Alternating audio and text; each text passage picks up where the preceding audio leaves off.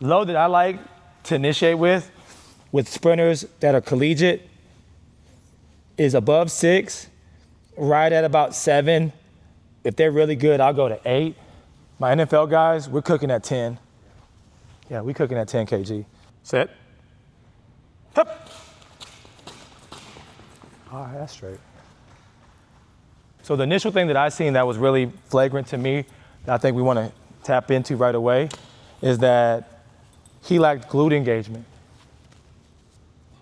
We're just going to do that, and let's just see what happens from there. No, there's no way you can engage your glutes that way. Oh, no, I thought you was going to. Oh, yeah, my bad. You're right.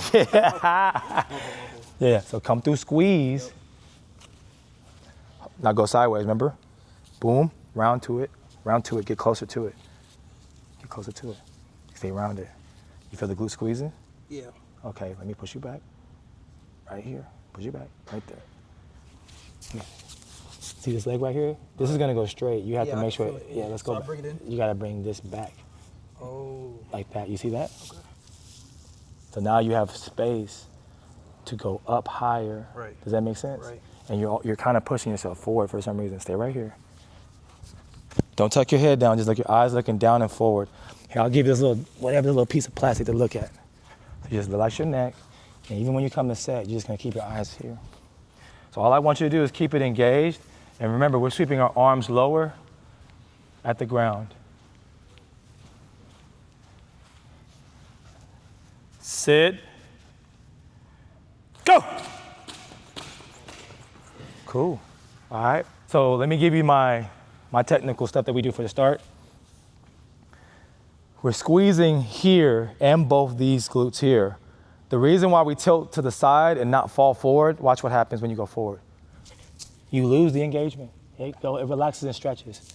Squeeze the glutes, you just tilt. And then you can roll to here and let this dangle.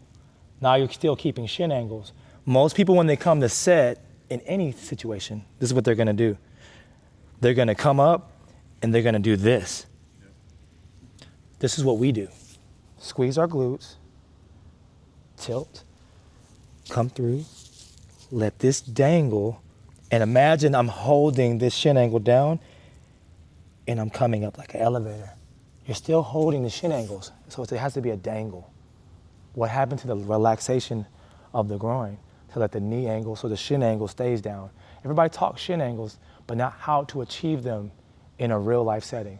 And that's why I told you, we can get dynamic out here. And this is just the baseline. So let's do this again. I like what you're doing. Only thing I want now is think more in place, and let's get risky. Yeah. Let's get risky. Yeah. So show me risky on the wall. Remember I showed you on the fence? This is risky. This is an opportunity to teach your athlete the depth that it takes to create riskiness or hip projection depth. Go forward more to where you're thinking through the heels. Go forward more with that leg. And now sink so deep to where you're feeling it stretch. And now drop the shin had to drop. There it is. That's an eccentric or exaggerated way to get the concept into their mind. I've got to go that straight. That's riskiness. We can talk all day. Come on, push your hips. Come on, man. Come on. All that coming on ain't gonna get into that. You got to put them in position to feel. People are more kinesthetic, especially younger athletes. If they feel it, like, damn, I never thought about that. That's what we want. We're getting risky out here. Everything's in place. Patience. Sit. Go. That's it. Better work. Way better work. So I'm gonna put them at the same kgs that I have my NFL guys. We're gonna go 6.5. So we can compare David to Najee Harris, Blackshear, and Miles Sanders, I guess. All right, I'm not gonna coach you. I'm just gonna let you do your thing. Oh yeah, you're gonna push out and excel. Yeah, that's what they're doing. Just like you. That's a good question. Are we going 4? Are we going 3? My guys, we go 4. Stable, consistent, easy to get into the angles, easy to load. It's just what I like to do. It's my preference. This is what I do. Now, I ain't gonna lie. You know what would be better to get better Excel situations? 3. 3's better, because then you can actually shoot in a little bit easier. You don't have to pick up both hands and work with the start mechanics. But I liked it because I'm working on shin angles. As I get further along in the season, we're gonna go 3. We're gonna go 3, because I wanna just jump in, and that's really where they play more in that range anyways. They're playing at those type of shin angles when they're hitting holes. I'm just going same distance. No, you go past that cone. I don't know where 20 is, but I'm just guessing.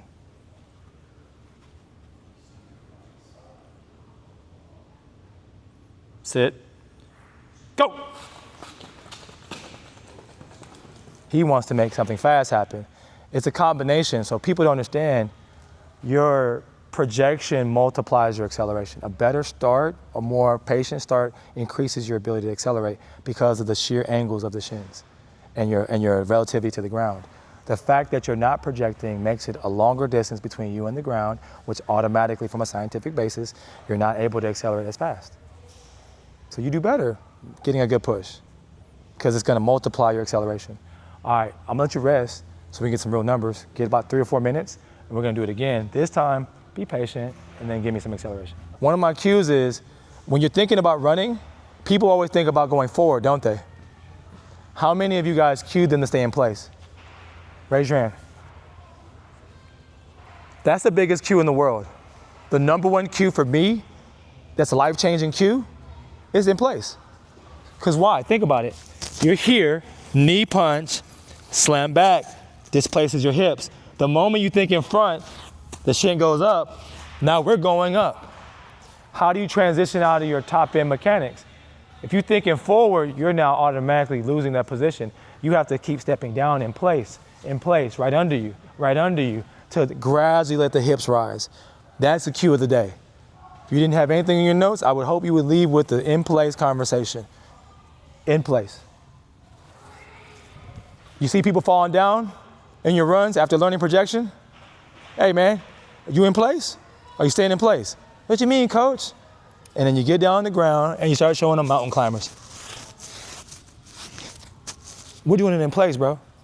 Because as you step down, it displaces your hip. It displaces you to go forward. But the moment you think about going forward, you're up, shins up. Shins create everything. So we can get on the charts and look at all the data, but if you're not putting the position into play, that data ain't gonna reflect what you're trying to get. Well, my thing is this, and also this is another conversation. If you're way out here, I gotta pull it back.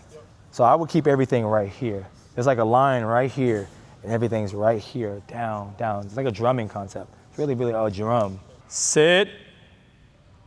Go. Go, go, go, go, go. That's it. Let's do the number comparison. Yeah, he's farther out, naturally. This is his 0 to 5. His first one was quicker. His last one is slower. His MPHs are higher on the slower start. I proved what I was talking about, right? This is his first one, it's 340. His last one you just seen was 3.36. And this is the MPHs. His first one was 1575. His last one was 15.95. Makes sense, right? That's what we gained from pushing and accelerating. And then look how we're training now. That athlete knows, man, I'm getting faster. Man, me being patient actually creates more velocity. Don't trust the process, trust the data. So we don't have to get into that old school stuff no more. We can just get into, that number ain't lying to me, bro. I ain't saying, it ain't my hand time, baby, that's the machine. So this is what I like to coach like. This is practical for me. I talked with my boy Jordan, and I also talked to my boy right here. I told him, I said, I'm Korean. My mom raised me to play the flute, instruments. I went to church all the time.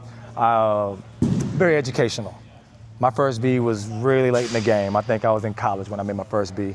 So I love data. I'm a science. They send me information. I read the whole abstract. I'm that kind of guy. But I believe that when you're doing speed, it's science with art at the same time. So you have to bring the artistry and use this paintbrush. This is a paintbrush for us. So this is a tool that we can use on the canvas. The athletes are the canvas.